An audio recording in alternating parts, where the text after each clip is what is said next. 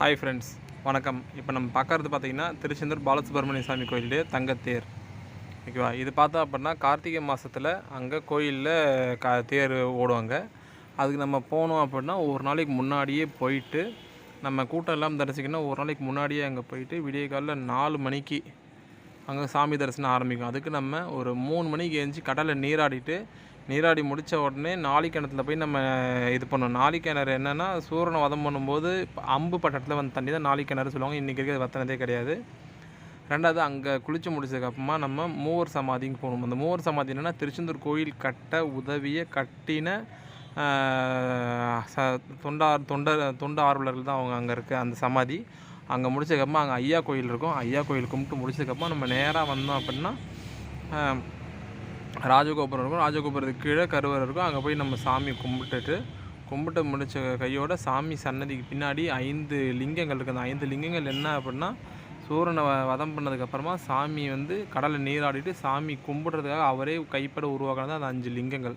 அந்த 5 லிங்கங்கள் இன்றைக்கும் பார்த்தோம் அப்படின்னா முருகர் சன்னதிக்கு பின்னாடி அந்த 5 லிங்கங்கள் இருக்குது. அதாவது பஞ்சலிங்கங்கள் அங்கே இருக்குது. ஓகேவா?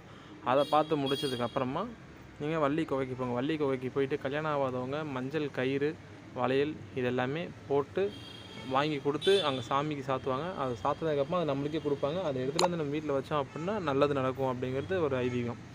அது முடிச்சதுக்கப்புறமா பக்கத்துலேயே ஒரு கிணறு இருக்கும். அந்த கோயில் வந்து திஷ்டி கிணறு அப்படின்னு சொல்லுவாங்க. நம்ம தலையை சுற்றி ₹1 ₹2 ₹5 ₹10 காயின்ஸ் தான் போடுவாங்க. அந்த காயினை வந்து தலையை சுற்றி அங்கே போடணும்.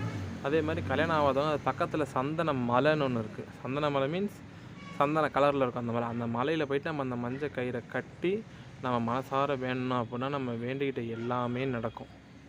ஓகேவா? இதே மாதிரி நம்ம தரிசனம் பண்ண போகிறோம் அப்படின்னா முக்கியமான ஒரு நல்ல நாளில் போனோம் அப்படின்னா ஒன்று வியாழக்கிழமை போய் நம்ம சாமி கும்பிடணும். அப்படி இல்லைன்னா பௌர்ணமி. இதே இது நம்ம வியாழக்கிழமை ப்ளஸ் பௌர்ணமி சேர்ந்து வர்ற மாதிரி இருந்து அந்த நாளில் நம்ம போய் கும்பிட்டோம் அப்படின்னா நம்ம வேண்டின எல்லாமே முருகர் வந்து நம்மளுக்கு தருவார் அப்படிங்கிறது ஒரு ஐதீகம். அதே மாதிரி நம்ம வந்து கந்தசஷ்டி விரதம் இருக்கிறவங்களும் பார்த்திங்க அப்படின்னா 7 நாளும் கோயிலே தங்கி இருப்பாங்க. அதுக்கு கோயிலை சுற்றி ₹500 ஆரம்பித்து ₹5000 வரைக்கும் ரூம்ஸ் நிறைய அவைலபிள் இருக்குது. நீங்கள் அங்கே நேர்லேயே போய் பார்த்து அழகாக நீங்கள் பார்த்து தங்கி சாமி கும்பிட்டு வரலாம்.